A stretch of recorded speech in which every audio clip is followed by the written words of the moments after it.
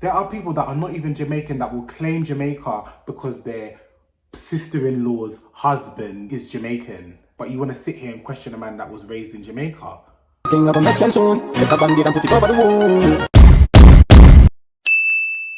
Watagwan pound, watagwan.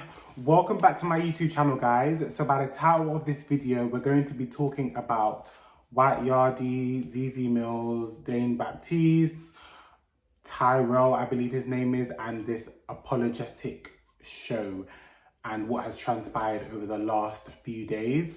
If you're new to my channel and you do not know who I am, my name is Phillip, or Yardie for short. Make sure you guys like, comment and subscribe to the ting. I feel like what has transpired over the last couple of days is stupid and childish, and somebody that is a descent of the Caribbean culture, whatever, I feel like it's a good conversation for me to interject on.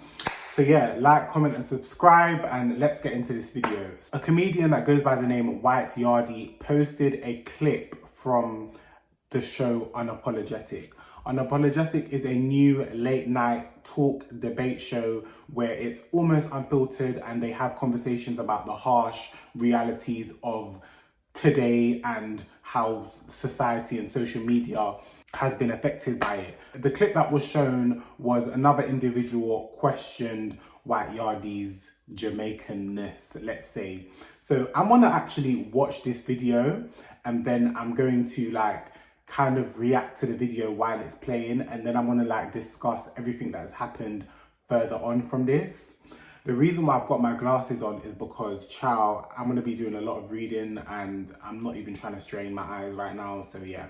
What's the difference to you? The difference to me is that what is the black culture, you can't just define black culture as black culture because it varies. I relate with the Jamaican culture because it's the culture that I grew up in. You know, we have black British culture, so that's a different thing, but to me, black British culture is a merge of Jamaican, Caribbean and Africa and England together. That makes the black British culture. That's what I would say. But I cannot define in one sentence to say this is black culture because it's... Can I ask a quick question? Of course. When did you decide that you were Jamaican? Was it when you came back over here? Was it when someone asked you? Was there... I shouldn't even laugh, but the question alone, the tone that it was said in, it just was off. It was off. You can see by White Yardie's face, he's like, what did you just say? One thing people need to learn, that when you are on a public platform, when you're in front of a video, when you're in the presence of others, or when you're speaking to somebody else, you need to know how to articulate yourself. The way you articulate yourself and the tone in which you articulate yourself are two of the most important things when it comes to communication. And I feel like even if he was to say this to me, I'd be like, who the hell are you talking to? Once she had me and did the checks, 3 months on a plane back to Jamaica. So from there until what I know has been that. So it's not like I wake up one day and say, oh, 5-year-old, I'm going to be Jamaican. Oh, 10-year-old, I think I'm Jamaican. To call yourself a Jamaican, that's interesting because you said that you weren't born there. But I guess if the community to which you kind of were raised in, which is Jamaica, obviously, if they've embraced you, the large swaths of them and stuff, and if you've got citizenship, I don't know if you have, but yeah, from where I come from. Harry, do you have a Jamaican passport? Yes, I do. Your nationality or where you come from is not defined by the community accepting you. Your nationality is defined by where you was raised and who you believe that you are. If this is a culture that you've grown up in and it's all that you know, why are you not entitled to say, yes, I am from this country? The minute a black person comes to this country, gains citizenship, learns about the British royal whatever, they have every right to say that they are British. Not English, British. Do you understand? Jamaica is not an ethnicity, it is a nationality. You decide, White Yardie, I'm from Jamaica, my grandparents are from Jamaica, my dad's born there, my mum was born here. You probably would know more about Jamaica than me, just because I'm black now. If I said I'm Jamaican, no one's going to question me. It is just Jamaica. In my opinion, from my own personal experience, There's no way you could ever ask a person, there's no way you and another Jamaican could be in a conversation and they ask you where you are from, you say that you're Jamaican and they not question it. Yes, they will question it, but they won't question it in a sense where they don't believe you. They'll question it by saying, oh, which part of Jamaica are you from? Like, where did you grow up in Jamaica? That's where the conversation will lead to. But just because you're black, nobody's just gonna sit there and be like, oh, okay. Like, no. It's been a pleasure, and I think that you've been a very valued member of this panel. Also,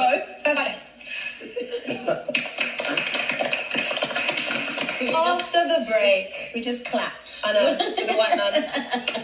Clap your cheeks for the white man. After the break, we'll be joined by the good. You can see in White Yardie's face that he is unpleased. He's not pleased by the line of questioning and that remark that was left. This was posted onto his Facebook page, this was posted onto his Instagram page, and by right, he can put this wherever he wants. However, I feel like in him posting this, he knew what he was doing by creating that controversy. Like, he knew in making himself look like the victim, which I don't necessarily feel like he's a victim, but I feel like the line of captioning that was used on the post, I feel like it was very strategic.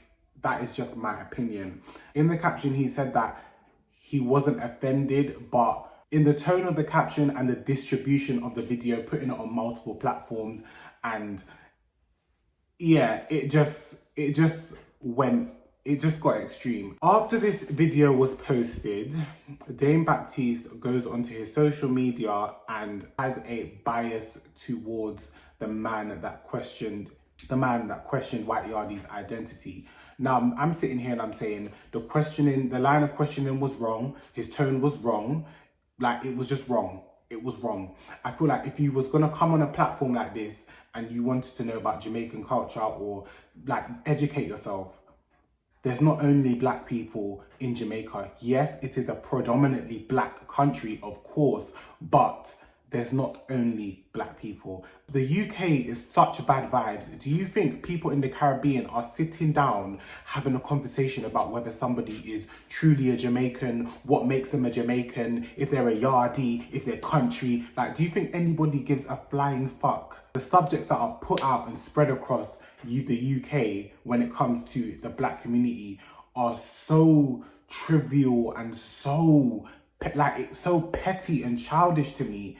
Like, I feel like the topic of this conversation should not have been whether if he's Jamaican or not. It should have been like about white privilege. What was it like growing up in Jamaica as a white man in comparison to your black peers? Did you notice any different treatment? Like, what is it like? What is the response like? You as a white Caribbean standing up on the stage talking about your culture in comparison to a black man. Those are the conversations that I would have loved to hear, but you don't want to ask him if he's Jamaican or not. As you watch this brief discussion, you can see that Dane Baptiste's face is just like, he already has a unconscious bias against White Yardie, and it's later revealed that he did have a previous issue with White Yardie. He did have a Twitter spat with other people on social media, basically countering his view. He had a view of White Yardie. People countered it, and he was going back and forth with those people. Now, you as a content creator, you as a public figure, why are you going back and forth with strangers on Twitter? Why? In the justification of you trying to justify your view of his identity, you then reveal why you have a dislike for this man by posting a screenshot of a conversation that you guys have had. In the conversation, big and bold, it says, "Suck your white mum." After his explanation, I understand where he's coming from, but the way it is articulate, like the way you've gone about it is wrong. Why is it that when people have their backs against the wall, when people are being made to be held accountable, their backs are against the wall, they start getting defensive, they start spewing out hate, they start being rude, and like, it just makes it worse. In the video, he basically explained that his reasoning for saying the term "suck your white mum" was because they had initially had a disagreement because White Yardie went onto his social media and called out multiple comedians of the Caribbean background, and basically said, you lot say that you're from the Caribbean and you lot embrace your culture, but you're not helping those in need in the Caribbean. That was White Yardie's argument. By the looks of it, from my perspective, Dane got defensive and said, suck your white mum. But in he's basically saying the reason for him mentioning his race was so that White Yardie realizes the impact it has for a white man to call out multiple black people. And I can completely understand that, but how he's gone about it is completely wrong. Now, don't get me wrong, I would feel some type of way if somebody that was in the same field as me but has a privilege of being white calls me out.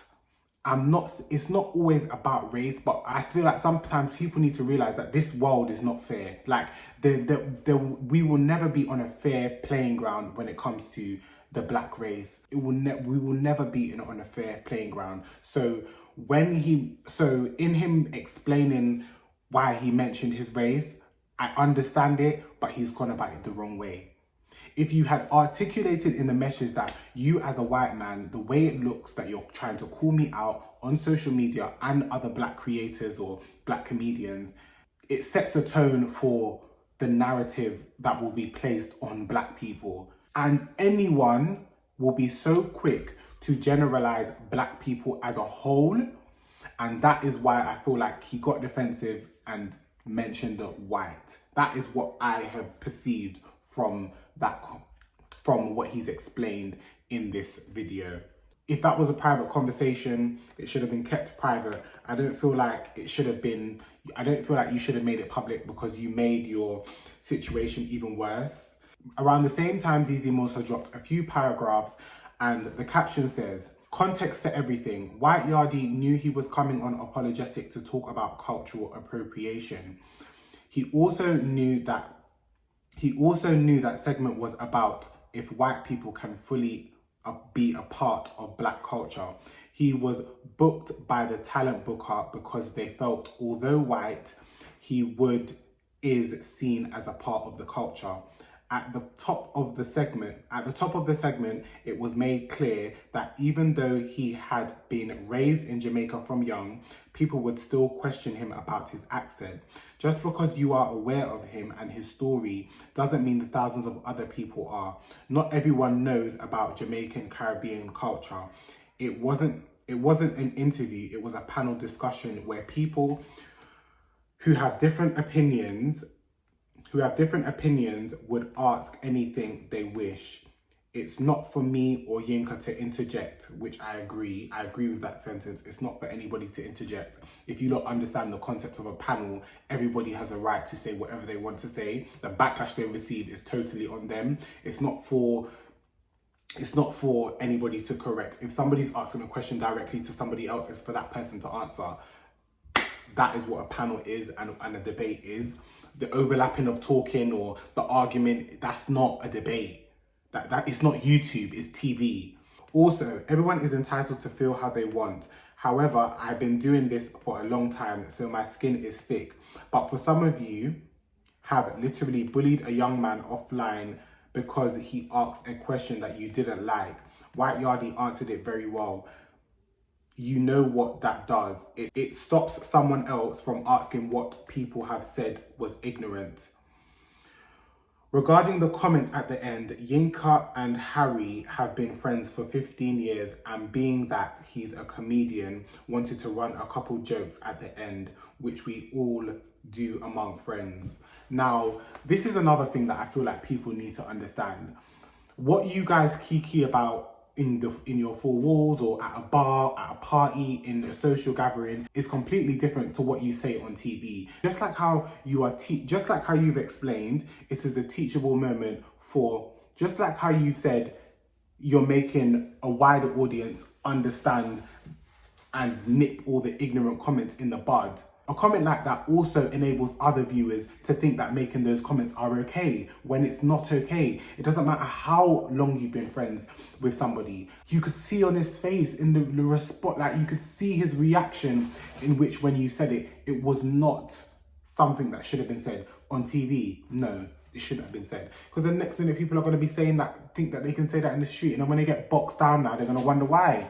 No. Where's the level of education and knowledge? Like, how are you bringing somebody, how are you going to bring somebody that is grown up in Jamaica for 10, 20 years plus, yeah, and not have any other Jamaican national on that platform? Not British Jamaican, not any other, just him. There was already to me, I felt like there was already a bias. The tone in which the guy spoke was completely wrong. There's no level of justification that could have been given for his tone. There are people that are not even Jamaican that will claim Jamaica because their sister-in-law's husband's wife is Jamaican. But you want to sit here and question a man that was raised in Jamaica. Nobody wants to watch things like this, especially when you are the stepping stone to representation for us. Nobody wants to watch this. Us as black people get disappointed because you're meant to prove the wider audience wrong. I've realized a lot of British people or a lot of people of Jamaican descent only embrace their Jamaican culture to come across better than somebody or to seem higher up. Bro, we're all on the same level. No predominantly black country is better than the other, and that's another thing that needs to stop. This competition bullshit. This who's from Nigeria, Ghana, who's from Jamaica, Barbados, like who's from St. Lucia. All this competitive rubbish needs to stop. It needs to stop. And I feel like that is oftentimes what black British people tend to do. Only mention their culture when it's to perpetuate which country is better or not. And that don't sit right with me. It's weird. Everybody embraces the Jamaican culture. Jamaican culture is so diverse. It's so adaptable. Like, it's so adaptable that it's even incorporated into UK slang today. It's pretty straightforward, people. It's not that, it's pretty straightforward. It's not hard to comprehend. Yes, Jamaica has white people in it. Jamaica has Chinese people in there. Jamaica has so many people from different backgrounds. Barbados as well. If you have ever been to Barbados and you go into town, you will be surprised. You'll be surprised. And you lot are sitting here shocked by somebody's accent and questioning if it's cultural appropriation. An accent. We're not in America. We're not, he doesn't use AAVE. That was all for this video. Make sure you guys like, comment and subscribe to the ting, and I'll see you guys in my next video.